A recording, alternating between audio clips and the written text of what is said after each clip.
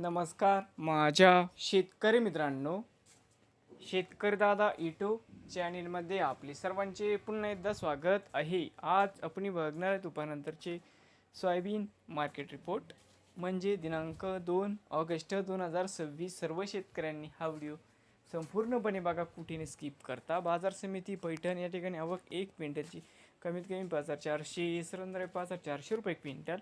त्यानंतर बाजार समिती बुलढाणा आवक 60 क्विंटलची कमीत कमी 6000 सरंदारे 6400 जास्तीत जास्त 6800 रुपये क्विंटल. त्यानंतर बाजार समिती काटोल आवक 36 क्विंटलची कमीत कमी 5340 सरंदारे 6400 जास्तीत जास्त 6975 रुपये क्विंटल. तर मित्रांनो, त्याची दुपारनंतरची सोयाबीन मार्केट रिपोर्ट. नवीन आली असाल तर माझी शेती, तर मित्रांनो नवीन आले असाल तर शेतकरी दादा यूट्यूब चॅनेलला सबस्क्राईब करा रोज सोयाबीनचे व्हिडिओ बघण्यासाठी.